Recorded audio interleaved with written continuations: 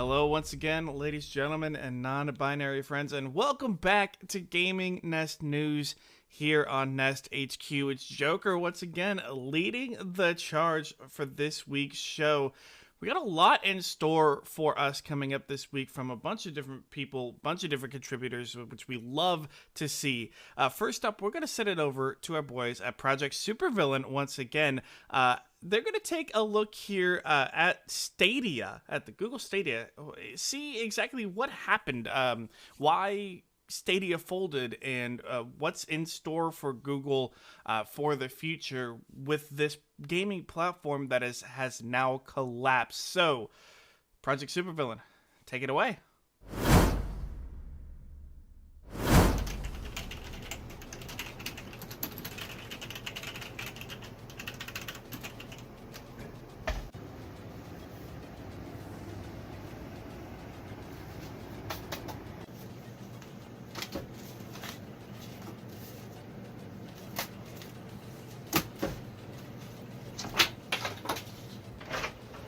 Hey guys, not gonna lie, we're all doing fantastic here. I want you guys to keep up the good work. This is awesome.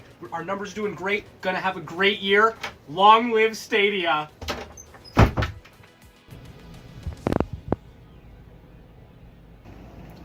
Man, feels really good to work for a company that actually really cares about us. It's really awesome, right guys? I feel so confident working for a company like Google. It's so nice to know that we're working for a company that won't just shut us down in a day or two with little to no notice. Just kind of tell us to fuck off and go on our way. It's really good. I feel secure here.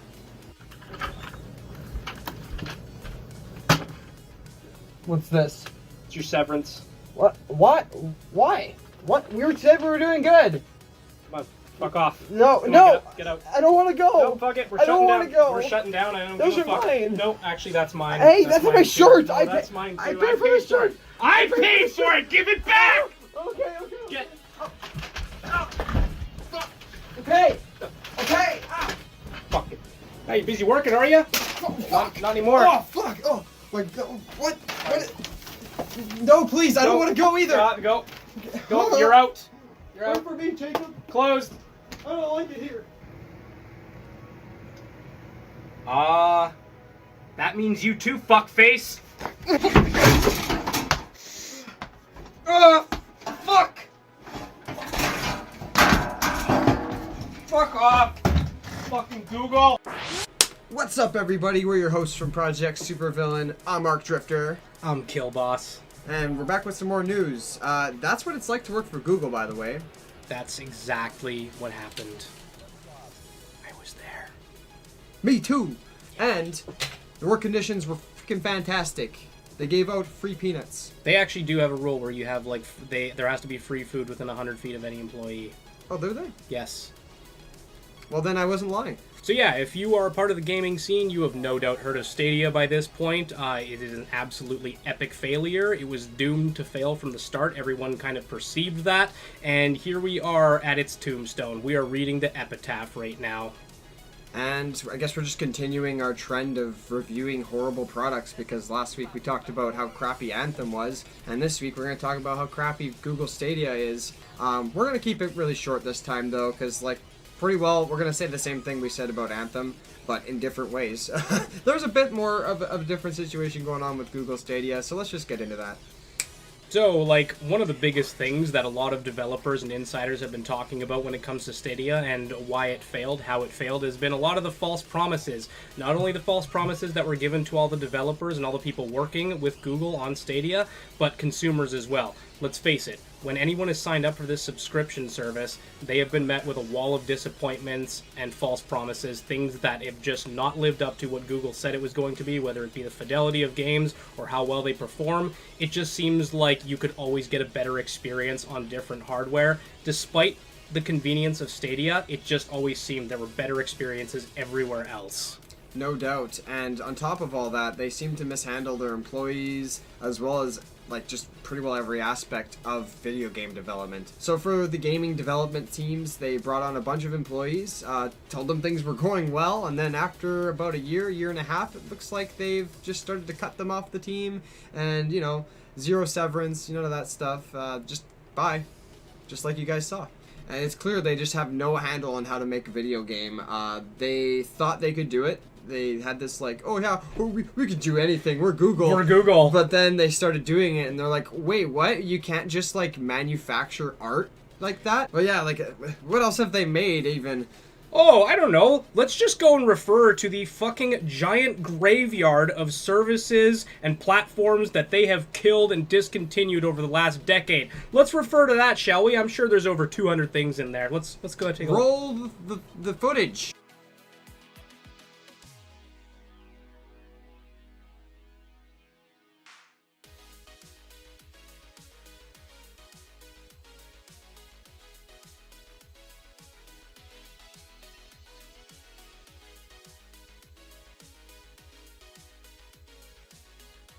Isn't that a lot?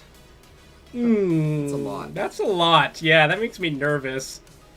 So, that's what happens when Google makes a plan for something and they don't stick to it. It just gets thrown away kind of like instantaneously. And it happens all the fucking time. Another thing that they really messed up on that contributed to their downfall was spending millions in the wrong places. They were spending a lot of money trying to acquire titles for their service, which I understand you need games on your service if you want it to sell. But what they should have been doing was taking a huge chunk of that money that they were spending on other titles and actually contribute it, investing in their own development teams and their own services.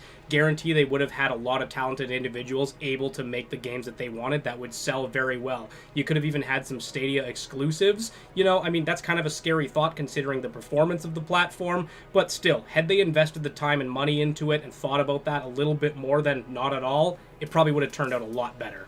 Also, if they released their platform maybe 5 years from now instead of now, it might have done better. People just don't have the good enough internet for this yet. It's a little bit ahead of its time, honestly. The infrastructure for this doesn't exist right now. Not for everybody. Yeah, and coming from us, like, we live in a smaller town. About half of the town we live in does not have good internet. It's funny. Some don't even get internet at all. Yeah. And then also, because, things weren't bad enough already, they decided to let Phil Harrison head the project for whatever reason, even though, up to this point, he has a track record of astronomically fucking up every single endeavor that he's been involved in. I don't know where you look at that person's track record and say, oh, they're perfect for Stadia, unless you're trying to fuck it up. It's Hill Ferrison. Hill Ferrison. On top of all of these poor decisions made in the business side of things, of course, there was latency and gameplay issues. That, like we said, this just wasn't ready. It was ahead of its time, and there was just very clear evidence of that with many of people's experiences with this product. And as if all of this wasn't enough, but the final nail in the coffin for Google was actually probably the one that people talked about the most, the business model. Absolutely fucking disgusting. This business model just made no sense looking at it from how every other subscription service works. But you have a subscription service and you have to pay a monthly fee to access that, but then you also have to buy the games full price even though you're already paying to access the service. That makes no sense, and no one else has ever been doing it that way. Like, just look at Game Pass and do it that way. That's probably the best thing that you can do. But seriously, look at Netflix and Crave and Hulu and, Shudder and all these other things. Can you imagine having to buy every movie when you're already paying for the service to access them? It's just, like, what were they fucking thinking? Like, what were they thinking? Call the police! I'm fucking going home. Calling the police. I'm going home. Bye. Where's your phone? Where's your landline, Eric? So as you can see, it's pretty obvious that a service like this was just doomed to fail from the beginning. Even just looking at the business model from the consumer standpoint is a terrible thing, but then you start to hear about all the stuff that was going on internally, how employees were lied to, all the mismanagement, poor decisions, like the marketing was not that great. It was all just a giant failure. I really wish that when Google decided to, put their effort into a product like this, that they actually go whole ass instead of half-assing it, because this is what happens, and it's just going to be another fucking mountain, another skull to add to the mountain that is their obituary. Always go whole ass. Always go whole ass. Listen to Ron Swanson. Never half-ass two things, always whole ass one thing. It really is too bad that it didn't work out. I always do have hope for new business prospects. I do like to see new things do well. I'm not against change. But Google Stadia just didn't do it correctly, unfortunately, and there's going to be other services probably in the future, really soon, that overtake that market. Ones that do it well. The whole convenience of Stream Now kind of games where you can just play right off the internet. It's right there for you. You don't have to do any downloading. That is something that people want to do. That's not something that's unwanted. So we will see in the future other companies take advantage of the fact that Google really fucked this up, and yeah, they'll take over and they'll reap the profits of it. So good job, Google. If you just did it right, you would have been fine. Yep, that's right. This kind of convenience can be successful, but you got to do it right. So Google Stadia clearly is on life support. Who knows how much longer that's going to be even a thing, but that's all we got to say about it. So we will see you guys in the next video. See ya. Ouch. Killboss, I hope you're okay. Don't let anyone kick you into the wall like that. That looks a little bit painful. But Arc Drifter, Killboss, thank you guys once again for taking a look there at Google Stadia. It's an unfortunate shame. Exactly what happened. Like they said, Google just kind of dropping the bomb out of nowhere on the Stadia employees and just letting them go with very little notice and not even the time to try to build up their portfolio again or get CVs and everything ready to move on. They just kind of dropped the bomb on them and walked away and forced all of their employees in a very, very tough situation. So my heart goes out to the Stadia employees. Hopefully they get picked up by another studio or by some by other jobs, other career paths that may look more appealing to them and give them a couple better opportunities and hopefully not get dropped with no warning. But thanks again, Project Supervillain, for that look into Stadia. Next up, we've got Wilden. He's got some news for us regarding Microsoft and their acquisition of Bethesda. So, Wilden, let's see what you've got. Howdy y'all, it's me Wilden here, and this week we're talking about Microsoft and Bethesda. That's right, the European Commission has officially given their approval for Microsoft to buy and own Bethesda. What does that mean? Well, that means Microsoft now owns 23 first-party studios. Yes, that's a lot. Under Bethesda banner, you have studios such as Arcane, ZeniMax Online, id Software, a lot of very popular franchises there. As a matter of fact, on Thursday, the day after this airs, they're going to have a conference to talk about what is happening. What is the future going to be for Microsoft and Bethesda? Will we get answers such as when is the games coming to Game Pass? Are they coming to Game Pass? How quickly are they coming to Game Pass? My guess is they're probably going to come sooner than later. Also, what is going to be the future of their new games? You have Starfield coming. You'll have new Elder Scrolls coming. Eventually a new Fallout. Where are all these big, main, popular franchises going? Are they going to go to Game Pass as well? Are they going to be exclusive to Game Pass and the Xbox and PC? Or are they going to still come to the PlayStation as well? It's going to be very interesting here to see what their plan and path is laid out. I, for one, can see them from a marketing perspective, kind of advertising Game Pass with Bethesda, saying like, oh, you can get Microsoft Game Pass here for only $15 to play all these new Bethesda games. Or if they decide to also have on PlayStation, they could say, oh, or you could get on the PlayStation for $60 or $70, but why would you want to do that when you can only pay $10 to $15 over here on Game Pass to get all of them? Microsoft has needed something like this for a while. They haven't had any big first-party games since the new console launched. Supposed to be Halo, but that got delayed, and then it's kind of been dead on that front. Only PlayStation's had a few games here and there from launch, at least keep people wanting to get the console and play games on it. But Microsoft, on the other hand, it's been kind of just retreading old stuff and just more talking about how the technology of the console works. So it's going to be very interesting to see how quickly we're going to see the effects of this. And I'm pretty sure this is going to be sooner or later, especially with seeing old games come into Game Pass. In the meantime, guys, we'll keep you updated on everything that's going on with that, and I'll see you guys on the next one. Thanks, Wilden, for that look in. It will be interesting to see Bethesda and what kind of model that Microsoft is going to go with the Bethesda games, and how Microsoft are going to really put them onto their stores, on both PC and on Xbox, and try to lure players away from the PlayStation primarily in terms of their gameplay, in terms of what they're going to do with their games, how they're going to put them on the platforms and make it easier to access. So this will be some more interesting things to look into coming into the future, and just kind of watching and seeing what they do. So that'll be fun to keep an eye on. It'll be something that will be entertaining and really interesting to see what happens. We do want to go ahead, send out another call to action. We want your clips, we want your videos, we want your news pieces.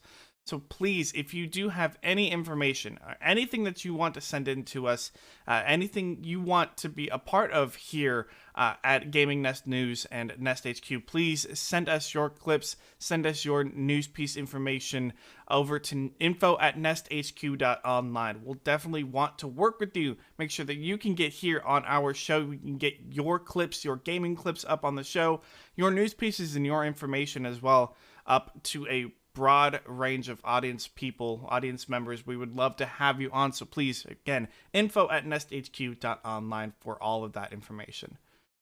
We're going to go ahead and toss it on over to Commissioner David here, who's got a good look at a game that has not been getting a lot of traction or attention through the global pandemic over the last year and change. And it's a game that really has flown under the radar for a lot of people. And I remember I took a look at it when it released, and I thought it was going to be a fun game. Unfortunately, myself, I just never really dove back into it. But that doesn't mean that you should. So, David, let's take a look at Steep.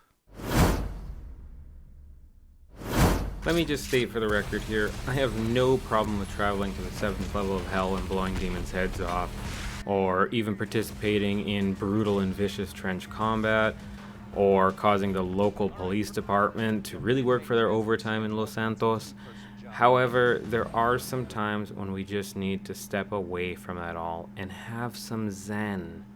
If you haven't heard of it, let me introduce you to Steep. Steep is an extremely under-the-radar game that came out in 2016 and surprisingly hasn't received as much attention as it deserves, especially during lockdowns worldwide. I noticed that games like Battlefield 1, GTA, and other older games are surging in player base, but I never really saw much content being uploaded for Steep, and it's a real shame. I don't want to get into an in-depth review of the game itself, but rather focus a little bit more on what it's actually offering. So let me just give you the recipe for this game. If you mix the free-flying abilities of Just Cause, the environmental beauty of Battlefield 1 or 5, and the exploratory elements of GTA 5, and basically just take out all the PTSD action flashbacks of combat, you'll have Steep. I'm selling this game short, but in summary, there's a lot of character customization and different outfits. There are completely different mountains and tons of little fun challenges and exploration opportunities. But where the game really shines is its ability to put you in an environment that is uniquely beautiful, relaxing, and ultimately fun. Let me give you just a quick little sample of how zen this game can get.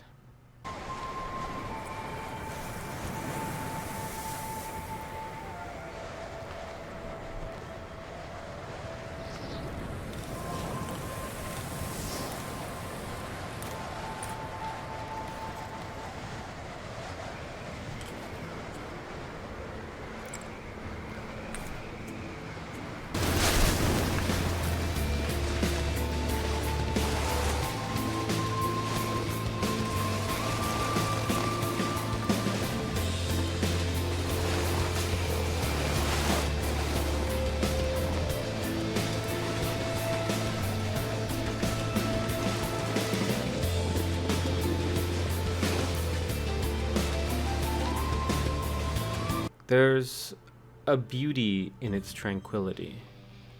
Steep gives you an opportunity to take part in multiple different activities at any time, whether you want to ski, sled, take a jetpack. It's all there for you to explore and enjoy. It also has a somewhat dynamic weather and lighting system that changes when you want it to and on demand, which can turn a run that you have done multiple times into a completely new looking experience. The music itself almost seems to dance with you as you take new routes down the mountain and really has this ethereal feel to it. The only time it really changes is when you take on a challenge in which copyrighted music plays. That music itself, however, is not too aggressive or out of place, and I wouldn't say it gets you cranked up for a fight, but it keeps your attention and lets you feel like there's a faster pace to it. Another aspect I love is how forgiving Steep is. There is no death, but there might be some knockouts. If you hit a landing too hard or you have too many G-force, you can fall over multiple times. Sometimes you might faceplant doing something you thought you could get away with, but the forgiveness of it comes from the fact that you can easily restart a run right from the beginning or transport yourself halfway. In fact, this is one of the few games that doesn't make you feel like a goober when you mess up. It doesn't punish you or ruin the flow of the game. In fact, it's almost a game that actively encourages you to try new things and attempt to do something unique.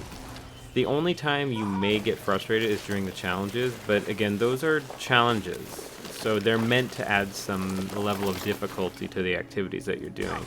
But you're not punished for ignoring them. In terms of players, you can play this game alone and be perfectly fine, or join a friend to challenge each other, or just go for a fun run. But there's something odd about this game though. There are no NPCs with the exception of the ones you might follow in a challenge or mountain story mode, basically ghosts. The mountains are devoid of people, but it doesn't give you that liminal space feeling, such as standing in an abandoned office building or mall. In fact, it oddly always feels like you are just the first one to arrive or early to an event. It's a strange feeling I had whereby I could be alone, but I never really felt lonely. Regardless of the time or day or ambience around me, it felt like there was always life there. Maybe not in human form, but perhaps the mountain itself was alive? I'm not really sure, but I like it. The other amazing quality is the little side features which allow you to take amazing photos of your gameplay or even replay and review your past run, which just gives you something else to do besides just doing runs. It's a challenge you make yourself, really, like getting the best photo, which can actually be shared to everybody online, or getting the best footage to a run. It's not something you may use, but it's absolutely a nice feature to have.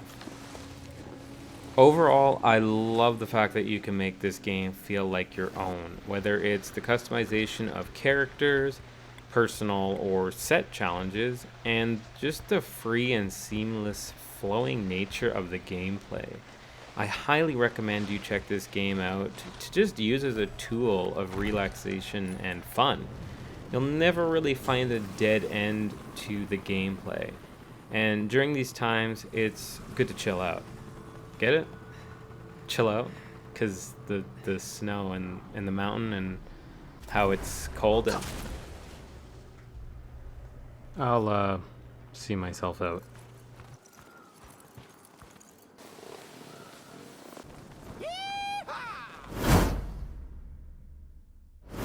Thanks once again, David, for that look at the beauty that is Steep.